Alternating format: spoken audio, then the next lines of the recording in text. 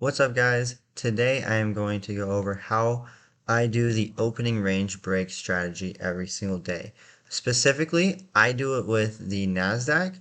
It can be done with multiple different assets. So let's just go ahead and get started. First and foremost, we wait for our first 15 minutes. That's what's going to be the opening range. The opening range for me is the first 15 minutes, and so we go to the high of that opening range and the low of the opening range. So we make a level at the high and a level at the low. And that would be right here and right here. And then what we do after that is very simple. We just wait for that level to break. So an easy thing you can do is just set alerts at each side. So set an alert at the high and low and wait for that alert to get hit. So once it breaks out, and we do not we do not enter prematurely onto this specific trade. Once it breaks out and closes a closing candle outside of your opening range, that's where you can enter into the trade. So you enter in right there, and then your stop loss can be one of two ways. You take your Fibonacci and go from, you start at whatever direction it's going. So if you're going to the downside like it is in this example, you're starting your Fibonacci at the top and then going to the bottom of that opening range. And then your fibs are going to be -1, -1.5, -2, -2.5, and so on and so forth. Your stop loss is going to be at the 1/2 standard deviation or the high of the candle that it broke, whichever one is smaller, honestly. And then your first target is going to be that 2 standard deviation, and then you can write it down to a 2, 3, or 4 standard deviations. But bare minimum, you're looking to get 2 standard deviations into this trade. So if you look here, it came down, it broke. Here's your entry. And then there's your stop loss at the high of this candle or the half standard deviation, which they just happen to be the exact same level than this time. And then we're looking 2 to 3 standard deviation. And so here's 2 standard deviations. That was an easy 2.5 to 1. And then if you mopped it out to 3 standard deviations, that would be a 4 to 1 almost. You can also use time-based liquidity as another sense to give you extra confluence in a level. And so this was the low of that previous day, and knowing that if we're most likely, if we're targeting to the downside, we're most likely targeting that low and could undercut that low, which matches out right with this 2 standard deviations. So that's an extra confluence that this level is going to work.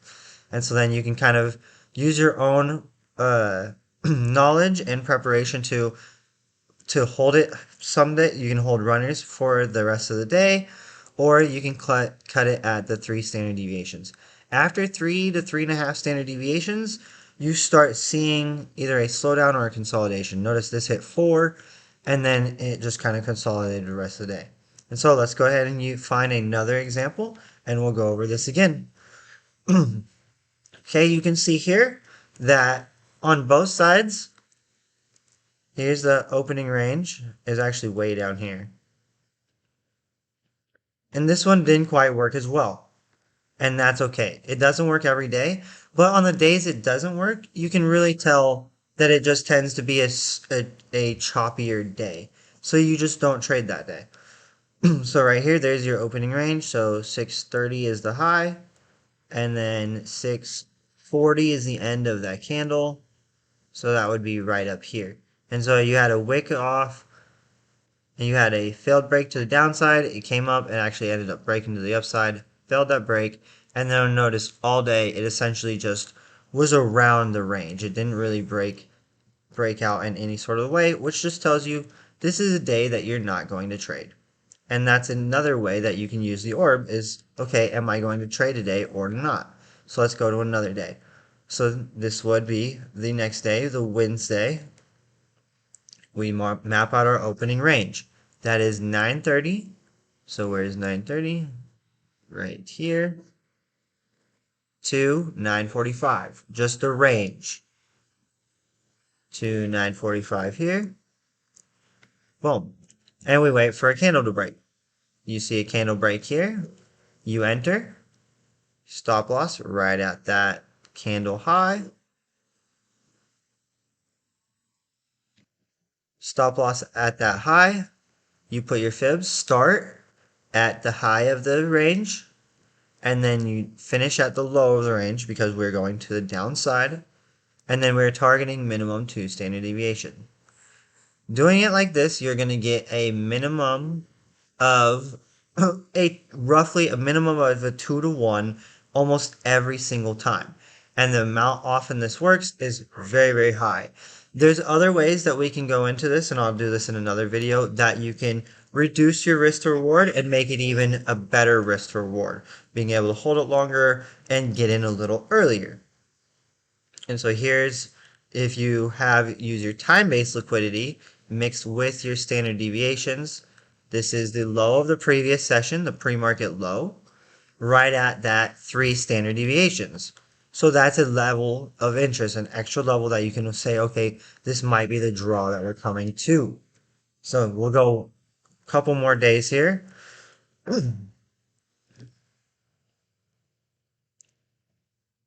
Right here, this is 9:30, and then this is the 9:40 close right there. So you map out your high and low. And notice how big this range is, which means most likely it's not going to work as well. When you have a larger first 15-minute range, you tend to chop around that range more. Look at the range of this compared to the last previous days. This is a 120 point first 15-minute range. It's very, very large. So it's going to be a lot harder to get to your 1 or 2 standard deviations because that's out of your normal average true range. So we wait for a break, it breaks out to the upside, it gets over to the half standard deviation and fails. And then it just kind of chops around in your orb throughout the whole rest of your day. And so that's another way you can, okay, maybe this is going to be a no trade day as well. So next would be Thursday. Oh, that was Thursday. So Friday, this is the last day of the week. Perfect. So now we have done a whole week's worth of an opening range break. So we're going to map this out again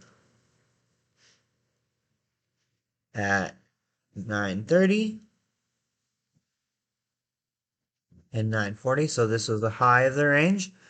You can also just go into a 15-minute candle, into a 15-minute chart, and just map out the first 15-minute, that 9:30 15-minute candle.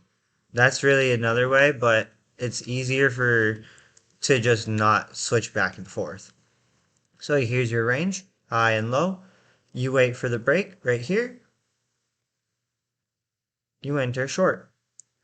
Stop loss would be above the candle that broke because it's bigger than the half. So you're either gonna A, put it at the half, or B, put it at the candle low or the high of the candle that broke. Because that's a closer stop loss, use the candle that broke. You don't want a super wide stop loss like that. You're able to get a cleaner, better risk reward this way. And then again, you're targeting your 2 to 3 standard deviations. 2 standard deviations worked out well. You have some levels here, right at previous day low or overnight low that you could have used for a full 3.5 standard deviation. And so you can take some off and then leave some runners throughout the rest of the day if you want. That's kind of where you're going to be more discretionary, but just base mechanical. Take it off at 2 standard deviations if you want to be very, very mechanical with it. So that's the opening range trade. We do this every morning in Playbit. Join us in the early bird stock stream, and we can go over this, ask me questions live, and we'll go through the trade. We only go till about 11:30 or so, 11:15, 11:30, and then we're finished for the day. We start at 9 a.m. and then we go for a couple hours. So hope to see you guys there. Enjoy the rest of your day.